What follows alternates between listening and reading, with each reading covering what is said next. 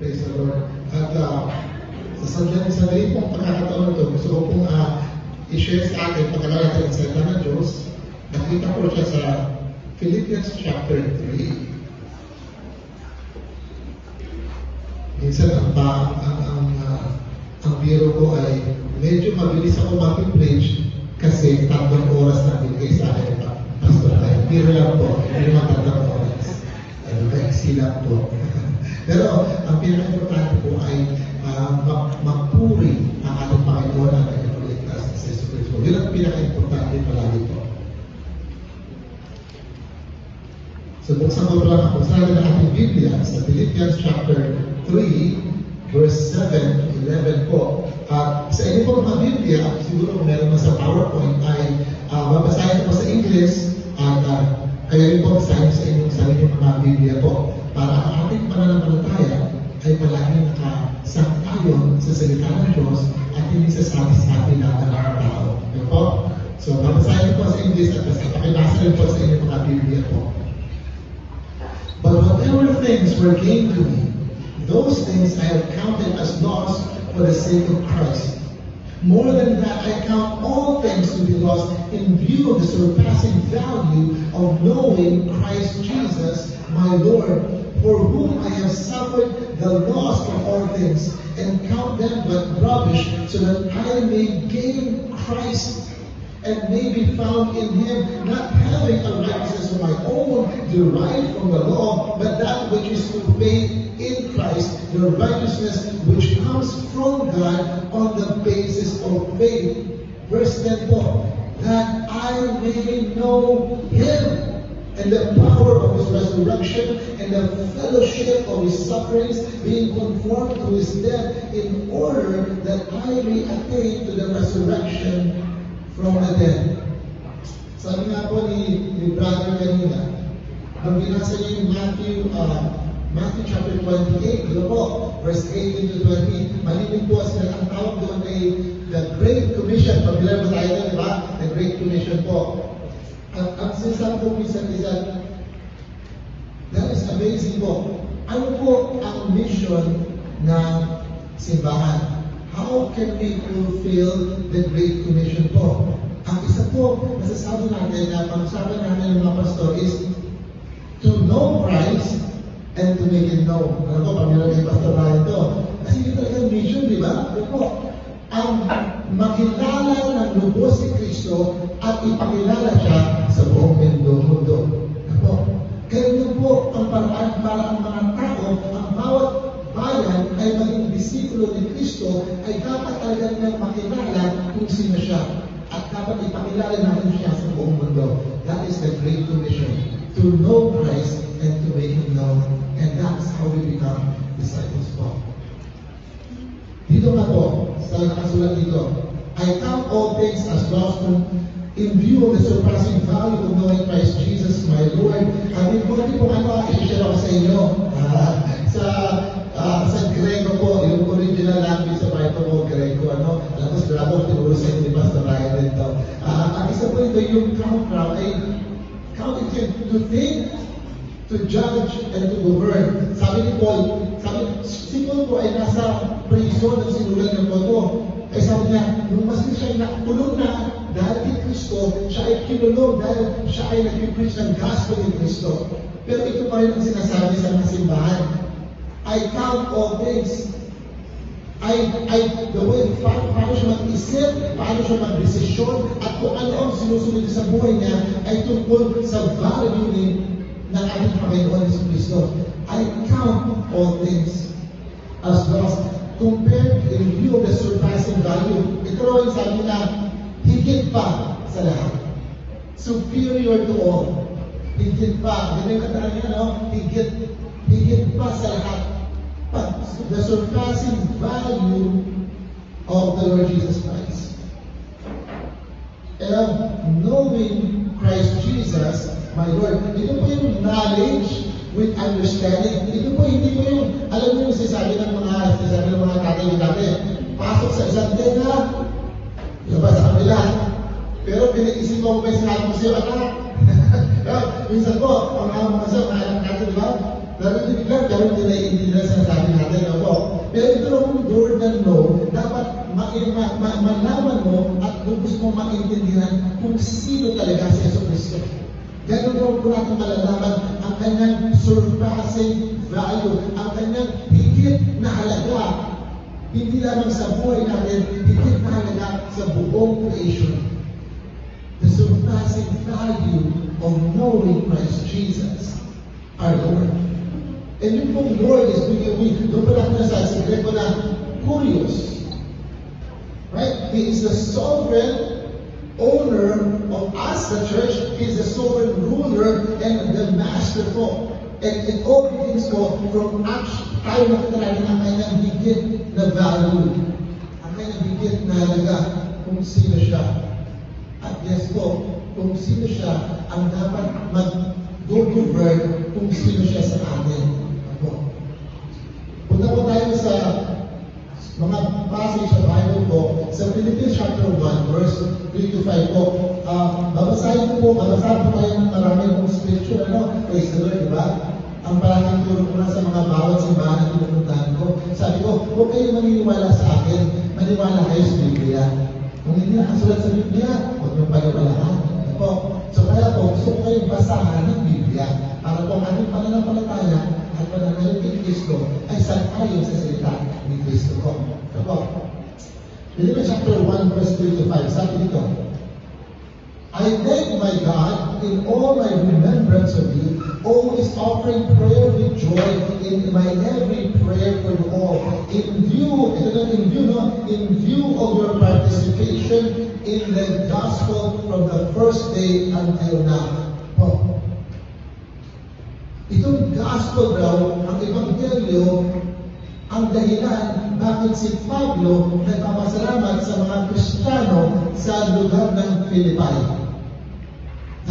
Dahil nagpaparticipate sila sa hindi lang sa pag-share ng ebanghelyo, pero sa pamumuhay ng ebanghelyo ni Kristo. Nagpapasalamat po siya sa Diyos dahil ito. Meron din po sa Philippians chapter 1, verse 21 to 24. Tignan niyo po, sabi dito ni Pablo, for to me to live is Christ. Narinig naman po yan. For to me to live is Christ and to die is gain. But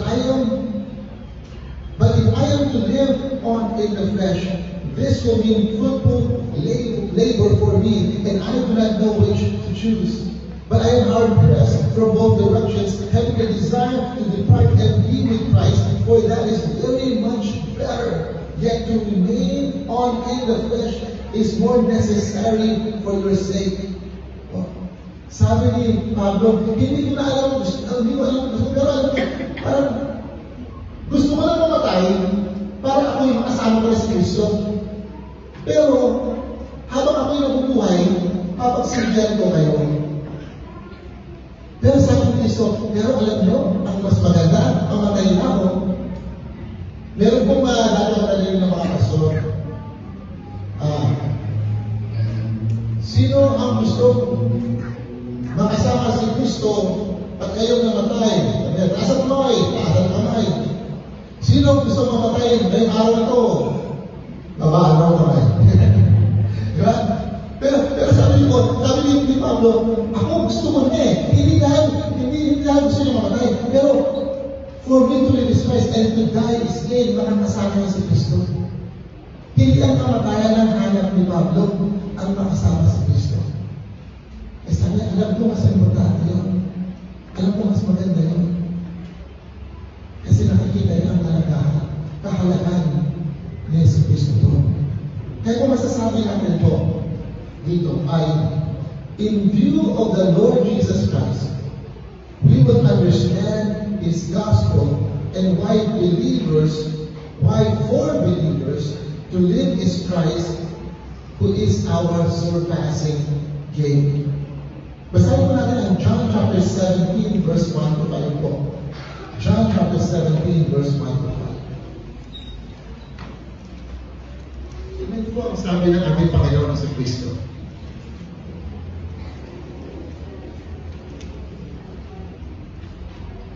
Ang ating Panginoon ay sinabi dito, Jesus spoke these things and lifting up his eyes to heaven, sabi ni Kristo, Father, the hour has come, glorify your Son. That the Son may glorify you, even as you gave him authority over all flesh, that to all whom you have given him, he may give eternal life. Verse 3 po, pakinggan nyo ha. This is eternal life, that they may know you, the only true God, and Jesus Christ, whom you have sent. I glorified you on the earth, having accomplished the work which you have given me to do. Verse 5 po, and now, Father, glorify me together with yourself, with the glory which I had with you before the world was. Minsan po, ang sinasabi natin, maniwala ka kay Kristo para magkaroon ng buhay na walang hanggan. Tama naman yun. Alam niyo po, ang buhay na walang hanggan, hindi ibig sabihin nun, mabubuhay kayo ng walang hanggan. Ang ibig sabihin pala noon ay yung quality ng inyong pamumuhay. Kasi kung isipin natin, malalaman lang sa Biblia, lahat ng tao mabubuhay ng walang hanggan. Kasama ang Diyos o layo sa Diyos sa impyerno. Pero lahat tayo mabubuhay ng walang hanggan. Nagagigit niyo po? Hindi tayo mawawala ng bula. Yung konti pupunta sa langit kasama ang Diyos. Marami nagsapupunta sa impyerno pero buhay pa rin sila. Ako.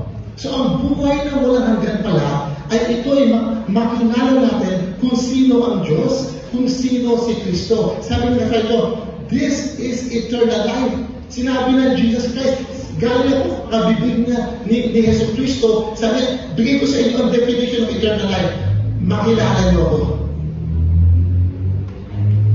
Ako, kapiling ang Diyos. Ito minsan, hindi talaga ang lugar ang pinaka-importante. Ang pinaka-importante, sino kapiling mo sa lugar. Ako. Minsan niya, malaki niya ang bahay, buwisit naman kasama mo sa bahay. Sa kubo lang ako titira. Diba? Wala sa lugar yan eh. Nasa kapiling mo, di ba po? Oh. Kaya pag yung, naalala mo ba tayo, nag-date natin yung misis natin? Ha? Maski nasa turo-turo lang tayo, ay basta kapiling kita, langit. Diba? Nung binubola pa natin, hindi pala binubola. Nung iniligawan pa natin mga misis natin, basta kapiling kita, langit. Yeah? Sabi ng Diyos, ganun din. Hindi talaga langit, pero kapiling mo sa langit. Ganito kaganda ang buhay ng walang hanggan. Hindi lang po yung lugar kung sino kasama mo sa lugar. Kaya sabi ng Kristo, ito ang buhay ng walang hanggan. Makilala mo ako kung sino ang Diyos na nagmamahal sa iyo. Di ba po? Ang ganda, di ba? So, higit pa po sa langit ang gusto ng Diyos para sa atin. Ang gusto niya para sa atin, makilala mo ko ng lubos kung sino talaga ako. Kaya po, to live is Christ and to die is gain. At saan nga po talaga? So, kung ang ating pagkakilala kay Jesus Kristo ay hindi higit sa kanino man o kung ano man, matatanong ko, do we truly know Him? Kasi po, if knowing Jesus Christ is realizing His surpassing value, do we really know Him if kung ang ating pananampalataya at pagmamahal sa Kanya hindi higit kung sino man? I hope po na nagigit niyo po yun. Right? So yun ang ating gusto ipa-share sa mga tao. Na higit pa, si Yesu Cristo ay karapat-dapat na mahalin ng higit maski sino man. Ang kanyang halaga ay higit pa sa halaga ng mapunta sa langit. Dahil ang pinakamaganda ay nakasama siya. Next po, sabi nga dito sa account all things as lost in view of the surpassing value of knowing Christ Jesus my Lord. Punta po tayo sa Philippians chapter 2. Ang palagi niyang tinuturo sa amin, context. Kaya po, maski konting verse lang ang pinapag-aralan natin, dapat daw pag-aralan ng buong letter, no? Yung magturo sa amin dati, huwag ka magtuturo ng isang verse kung hindi mo pinag-aralan ang buong libro. Kaya po, bangsa natin ng konti po. Philippians chapter 2, verse 5 to 11. Tingnan niyo po. Ay, ito pala po. Nasa inyo, Philippians chapter 2. Sakto ka, di ba? Basahin natin. 5 to 11. Have this attitude in yourselves, which was also in Christ Jesus, who although he existed in the form of God, did not regard equality with God a thing to be grasped, but emptied himself, taking the form of a bondservant and being made in the likeness of men. Being found in appearance as a man, he humbled himself by becoming obedient to the point of death. Hindi lang kamatayan, death on a cross. Gusto ko makita niyo ito, ha? Verse 9. Sunod ng verse 8. Verse 9. For this reason, God highly exalted him. Nakita niyo po yan? Verse 9. Ito ang dahilan bakit siya itinaas ng Diyos Ama. For this reason, God the Father highly exalted him and bestowed on Jesus the name which is above every name, so that at the name of Jesus every knee will bow, of those who are in heaven and on earth and under the earth, and that every tongue will confess that Jesus Christ is Lord. Ito po, to the glory of God the Father. Tanong ko ba sa inyo, ang ating bang rason bakit natin tinataas si Kristo ay pareho sa Diyos Ama? Magandang tanong yun, ba? Gusto ko pong i-share sa inyo at sa ating pag-uusap ngayong umaga na ito. Kung isipin natin ang Diyos Ama, hindi niya kailangan si Kristo mamatay para sa kanyang kasalanan. Di ba po? Sabi niya, di ba? Diyos Ama eh. Banal siya, di ba? Ang Diyos Ama, hindi niya kailangan si Kristo salbahin siya sa impyerno. Di ba po? Walang kailangan ang Diyos Ama. Pero ang kanyang rason bakit niya itinataas si Kristo ay puro lamang na nakikita niya ang kadagalaan ni Kristo. Although He is God, He humbled Himself and became human and went to the cross for us. Mga kapatid, kayo ba po minsan pinupuri ng mga tao dahil may kailangan lang sila sa inyo? Ay, ang pogi mo naman ngayon, pautang naman. Yeah. Uy, ganda namin. Uy, parang ganda mo ngayon sis. Ang ganda mo naman sis. Meron bang 1,000? Ha? Ano po? Isipin nyo lang, kung tayo ay medyo na-o-offend, kung pinupuri lang tayo ng tao dahil may kailangan sila sa atin, ano ba yung nararamdaman ni Kristo? For this reason, the Father highly exalted him, because the Father sees the purity of the humility of Christ.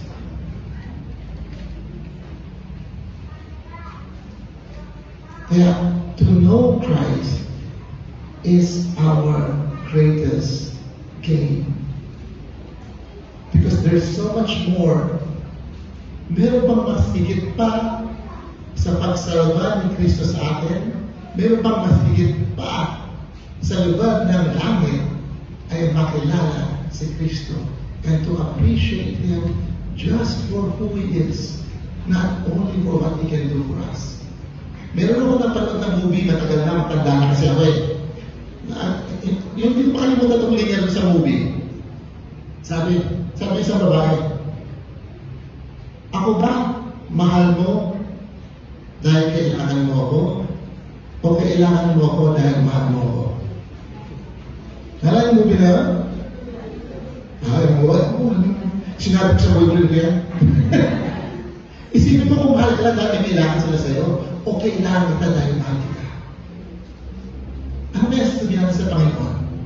Panginoon, kailangan kita dahil mahal kita. Maski wala ka na ibigay sa akin, yung puro kagandahan mo lang ang minamahal ko. Pero salamat po sa tulong mo.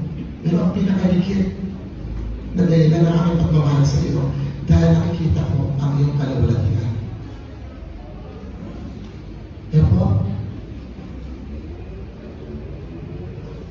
Kaya po, we go into chapter 3, verse 12 to 14 po. Sabi ito po, not that I have already obtained it or have become perfect, but I press on so that I may lay hold of that for which also I was laid hold of by Christ Jesus. Brethren, I do not regard myself as having laid hold of it yet. But one thing I do, forgetting what lies behind and reaching forward to what lies ahead, I press on toward the goal for the prize of the upward call of God in Christ Jesus. Wow. Ito po ang gusto ma-share ko sa inyo. Pag talagang nakita natin si Kristo, maiintindihan natin kung ano ang Ebanghelyo. At malalaman natin, maiintindihan natin, bakit pala ang Diyos Ama itinaas siya. Right? We would next po, we would understand, right? The next slide po. Why the Father highly exalted Him and He becomes our prize.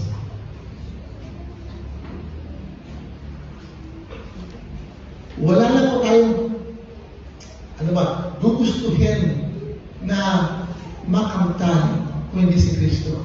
Ito pong sabi sa Philippians chapter 3 po, for the price, yung premyo, alam niyo yung premyo? Si Kristo. Ako, para bang isipin natin, papakasalan kita dahil sa pera mo.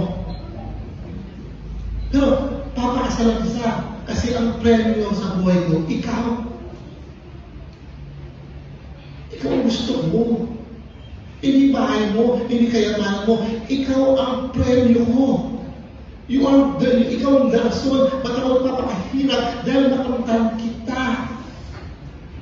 Kaya po itong verse, chapter 3, for the upward call of the prize in Christ, that our goal, our prize, and our ambition is Jesus Himself. Kaya po ang tawag sa ating mga simbahan, we are the bride of Christ. He is our husband, our groom, and we are waiting for our groom. Not only to take us to heaven, we're waiting to be with our groom. Because He is our love. He is our gain. He is our prize.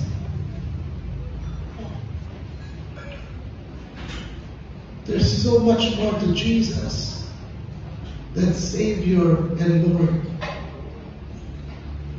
There is a surpassing value of knowing Him for who He is and being with Him, because you truly see that siya ay higit pa sa lahat.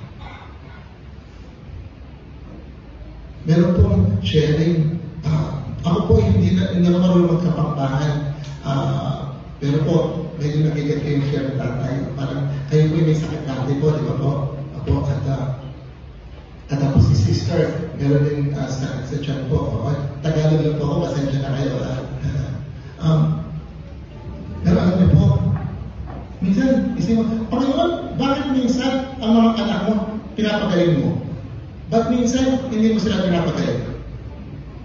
Alam niyo po, lahat ng ginagawa ng Diyos para sa atin, minsan papagaling ka, minsan hindi. Ang purpose ito ay makilala siya. Ano po? Ang higit pa sa inyong kagalingan ay makilala ang nagpagaling sa iyo. Ano po? Higit pa sa Diyos na nag-decide na hindi ka pagalingin. Hindi naman po tayo bulag, di ba? Hindi tayo presente. Minsan ang Diyos nag-decide sa Bible rin na hindi ka pagalingin. Pero sa kanyang desisyon na hindi tayo papagalingin, ang purpose nun ay makilala natin tayo umasa sa Kanya habang buhay. Ang bawat sagot niya sa atin, either yes or no po. Alam niyo, dati po, ako po bago akong, tama lang ang oras ko. Basta okay lang ha, 40 minutes na basta, 40 minutes na kayo. Meron sabi, basta 40 minutes na basta ha. So, ako po ilang taon na ako nagdadasal. Kung hindi niya pansin, pinaya ko. Sabi ko, Panginoon, pagalingin mo ko, pagalingin mo ko, pagalingin mo ko, Panginoon, ba't gano'n, Kristiyano na ako, ba't tayo mo ko pagalingin, Panginoon? Sige na po, Panginoon, talaga, kung talaga mabait ka, binatang pa, Panginoon, talaga mabait ka, pagalingin mo ko. Parang ba talaga, parang kinonsensya ko, Panginoon. Diba?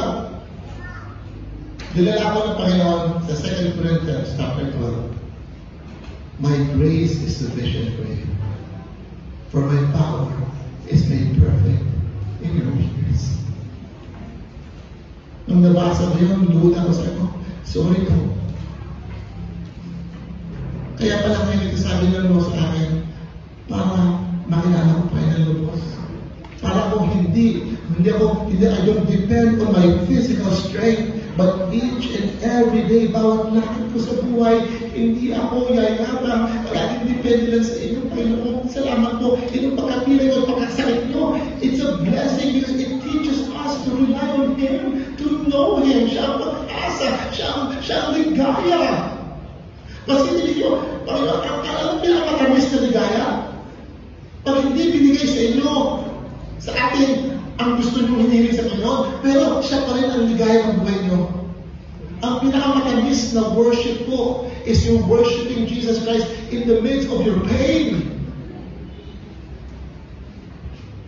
Para kung mga anak natin, anak, diba pahirap ako anak? May sakit na ako, pumapasok pa ako sa trabaho, anak. Alam mo po bakit? Bakit ka? Diba? Ang pinakamatamis na worship po is when you're worshiping God, not because He gave you what you want, but because He deserves your worship whether or not you're in pain. And that is the purest form of worship. Because we worship Him for who He is, not only for what He did for us or what He can give us. For this reason, the Father highly exalted Him. Ako, para yung pagmamahal natin sa mga anak natin, di ba? Mas wala ng thank you, binibisit pa tayo, pasawal pa, mahal mo pa rin, pinapakain mo pa rin. Ito, tinapay, mahal ka. Pasawal ka, papakain mo pa rin, tinapay. Medyo kalahati lang siguro kasi nagtako sa'yo. Pero lang. Pero, yun po, at tingnan niyo po, 2 Thessalonians chapter 1 verse 6 to 10 po. Praise the Lord po. Talagang, kung mapahaba kayo, we'll read this. Bakit ko lang basahin sa language.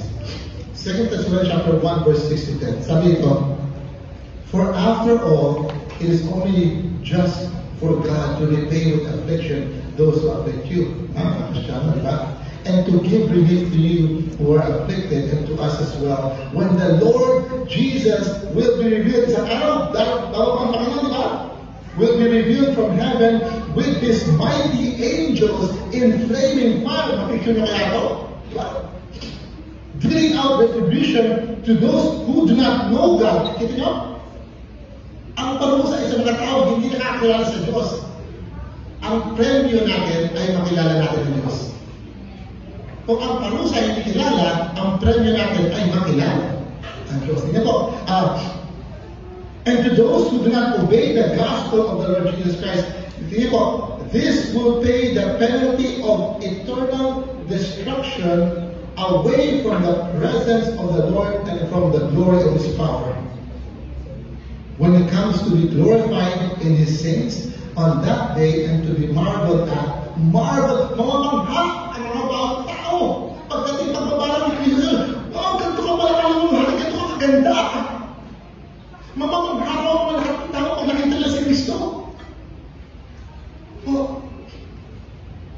Alam mo, all who have believed, for our testimony to you was believed. Alam po, nakita po, ang parusa sa mga taong hindi kilala ang Diyos at hindi sinasama si Kristo ay away from the presence of God. Hell is hell because that is away from the presence of God.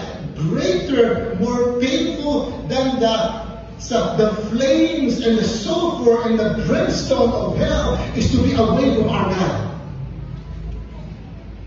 Minsan po, ang description natin ng hell is fire in the lake of fire. Totoo naman po yun. Pero ang pinaka-masakit is to be away from your God. Kaya ang parusa po is to be away from God because you rejected Jesus Christ. Ako po, ilang taon rin po sa Amerika. Marami po sa atin OFW.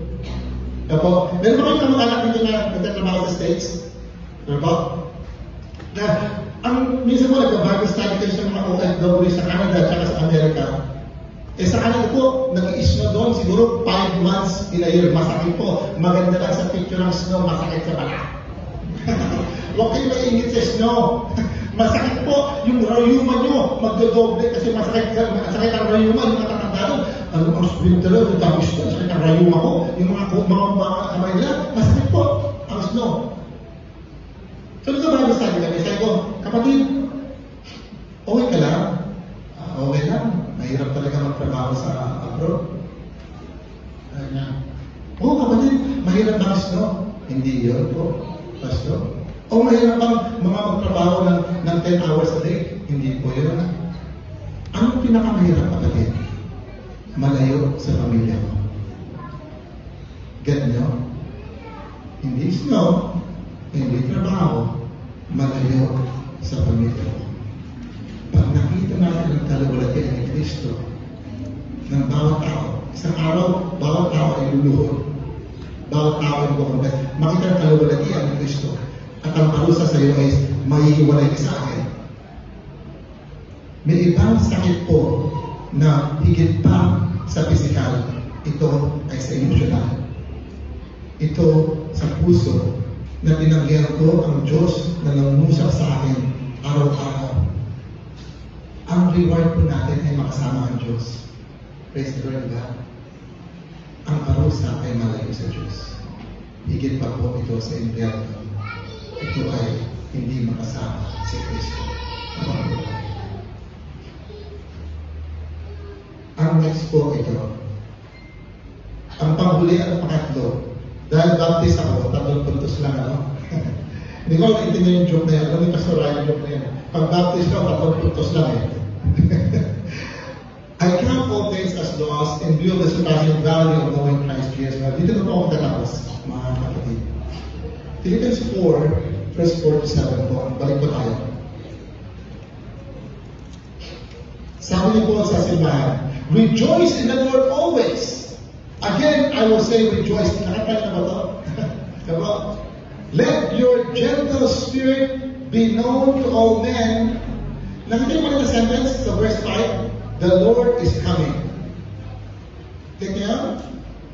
The Lord is near. The Lord is at hand. Sabi niya, verse 6, be anxious for nothing, but in everything by prayer and supplication with thanksgiving, let your requests be made known to God. Ito po, and the peace of God, which surpasses all comprehension, will guard your hearts and your minds in Christ Jesus po.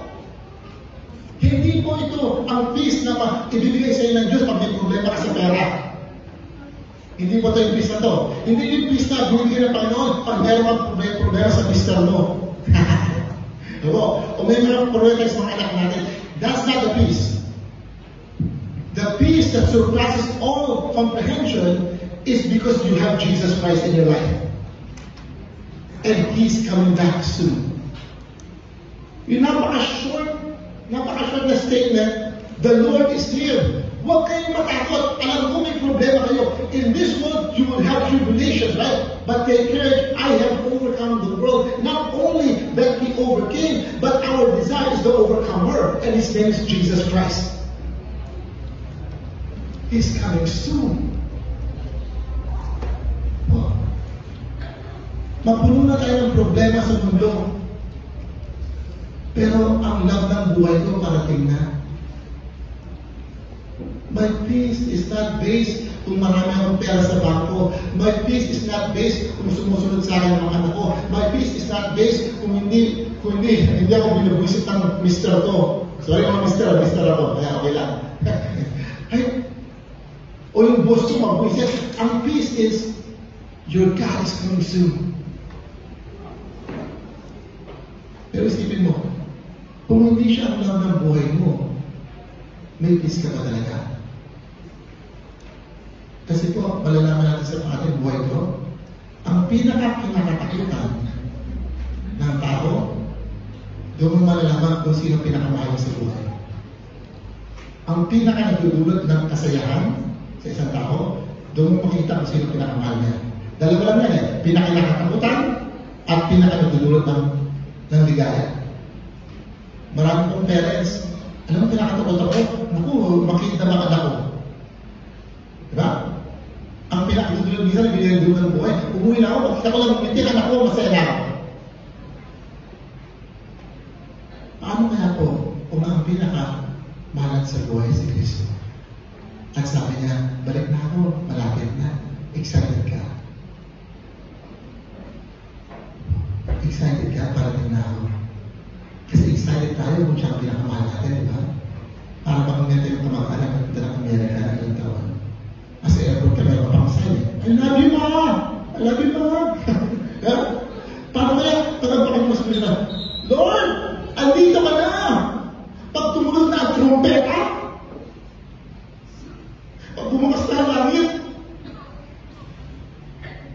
ang mga tunay na kilala siya, excited dahil mahal siya.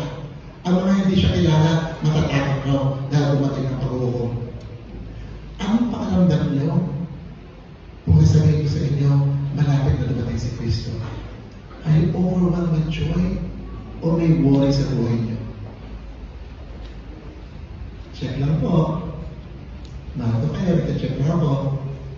Kasi depende sa pagkakilala niyo kay Kristo. Kung kilala niyo siya ng lubos, walang takot, excitement na. Ako? Magkatapos ako sa chapter 4, verse 20 to 23. Nagtapos ang sulat ni Pablo.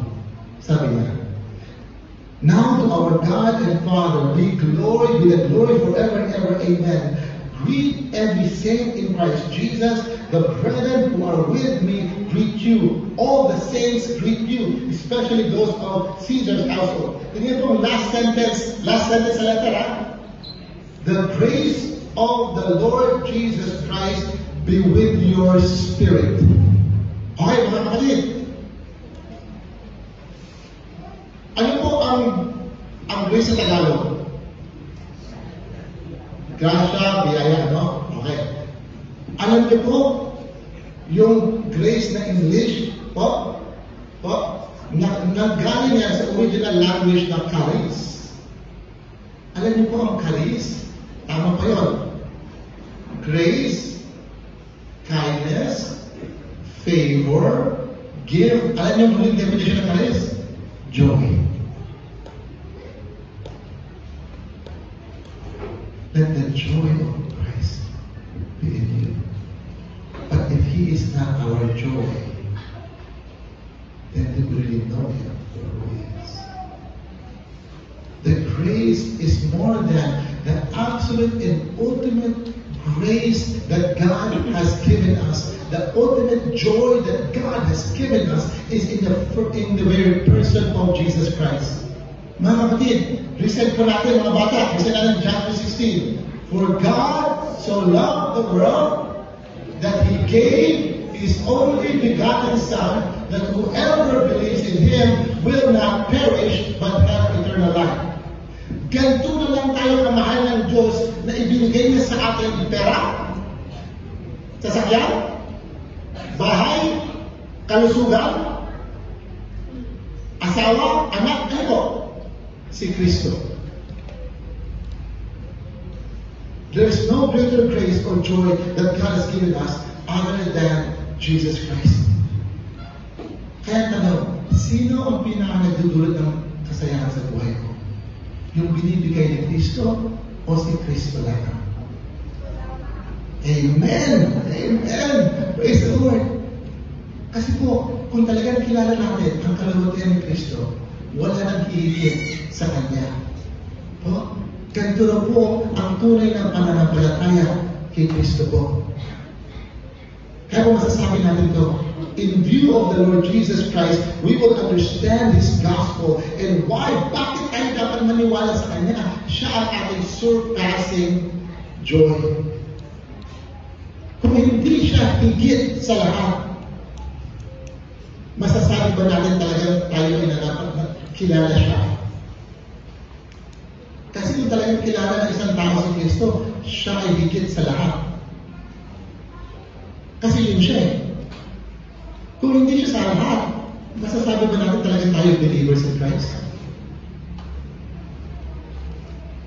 Dapat higit sa lahat. Magtatapos po ako sa isang verse na to. Matthew 10:37-39.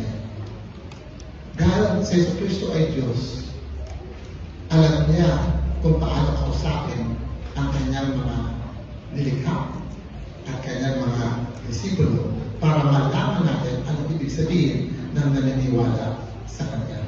Matthew chapter 10. Ako po ay lumakay Pilipino, kaya alam ko gano'n kahirap itong verse na ito. Ang hirap kong pinag-alam. Ang hirap malaman, maintindihan at ipamuhay po itong verse na tayo mga Pinoy po, at mahalagang pamilya, di ba? Yun tayo na. Matthew 10:7.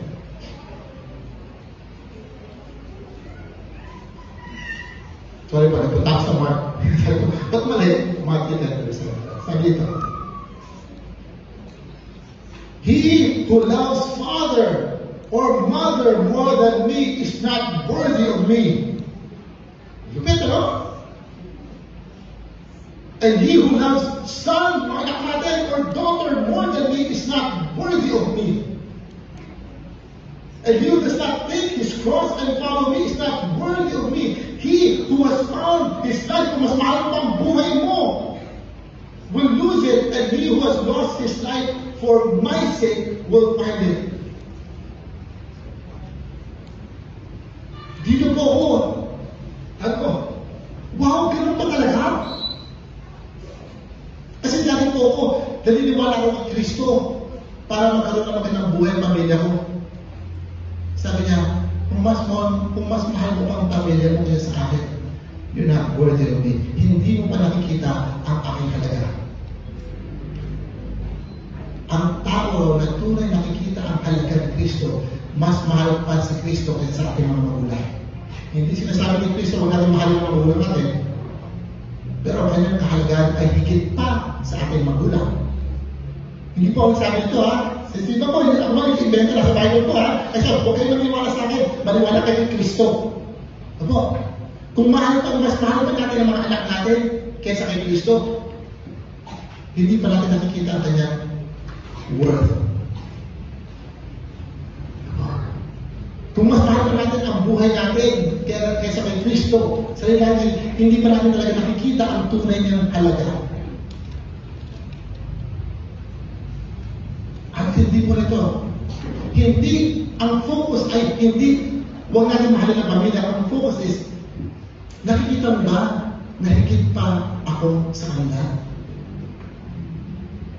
Nakikita mo ba kung sino ako sa buhay mo? Pero maski ang pagmamahal ko sa iyo, higit pa kaysa sa magulang mo. Ang pagmamahal ko sa iyo, higit pa sa mga anak mo. Ang halaga mo ay higit pa. Hindi po ito ginigil-trip kayo. Ito po ay nakasulat sa Bible. At hindi ko po, karamihan po sa mga misa, mga pastor, maiiwasan namin itong passage ito kasi hirap ituro eh. Ako. Pero kung talagang sinasabi natin, the surpassing value of knowing Christ Jesus means that you love Him more than you love your parents. You love Him more than you love your children. That you believe in Him not because your family will become better or your family will be saved, but we worship Him for who He is, even though sometimes God will say no to saving your family. If God says no, is He still worthy of worship? Ang value ba ng Panginoon, depende kung susundin tayo niya? O kaya ang value ng Panginoon ay nasa Kanya lamang, maski anong sagot na sa atin. Gusto ko lang po pag-isipan natin yan. At ito po rin gusto ko i-share sa inyo. Kaya po, tapos na ako 45 minutes na eh. Mga bata o mga kaibigan na nandito kayo at naimbitahan kayo, hindi po itong mensahe na ito ay hindi para kayo takutin. Itong mensahe na ito ay magbigay ng pag-asa na makilala niyo talaga kung sino si Kristo. Kasi po, kung tunay niyo siya makikilala, malalaman niyo, wala nang higit pa sa Kanya. Wala nang higit pa sa worthiness of Jesus Christ. There's no greater gain than to be with Christ. There's no greater price than to be with Christ. There's no greater joy than to be with Christ. Ganito kahalaga si Kristo. Kung makikilala niyo lang siya talaga ng Diyos. Good news po to. Good news to. Meron pang ligaya na pwede ibigay sa atin ng Panginoon na higit pa sa nakikita natin sa mundo. We get to know Him and the glory of who He is. This is the gospel. Romans chapter 1 verse 16 to 17. For I am not ashamed of the gospel because it is the power of God for salvation to those who believe, to the Jew first and also to the Greek. Verse 17, for in the gospel the righteousness of God is revealed from faith to faith. For it is written, the righteous man shall live by faith. The gospel saves, but the ultimate purpose of the gospel is to show you how righteous your God is. Hindi po tayo ang bida sa buhay na to. Si Kristo. That's an amazing joy that people can experience when they truly know Jesus Christ. And for those of you nandito kayo ngayong umaga na hindi pa siya kilala, I encourage you, get to know Jesus Christ. And you will have the joy that surpasses everything and the peace of God. But we need to know Christ. And for those of us po na anak ng Diyos, there's so much more to know about Jesus Christ. Sabi ng Panginoon, right? My joy will be in you and your joy will be made complete. Get to know deeper the love of your life, the joy of your salvation, and the passion of your mission. It must be Jesus. Let us pray. Our Lord and Savior, our God and first love, Jesus Christ. Pinapapray ko po na ang papuri at kalwalatian palagi sa inyo lang po. Panginoon, sabi niyo po, Panginoon, open our eyes that we may see the glory at kalwalatian mo, Panginoon, that ikaw po talaga ang lubos na higit na kaligayahan namin, Panginoon, Lord God. Ipakita mo sa amin how glorious you are. That our faith will ultimately be based on who you are, hindi lang for what you can do for us. That we would worship you because you deserve to be worshipped. That we would love you for you. That we would truly see what it means sa mga Kristiyano for to us to live is Christ. And you are our ultimate King. And Father, we pray this po sa pangalan ng iyong kaisa-isang anak na aming Panginoon at tagapagligtas na si Jesu Cristo, aming pinakamahal. Amen.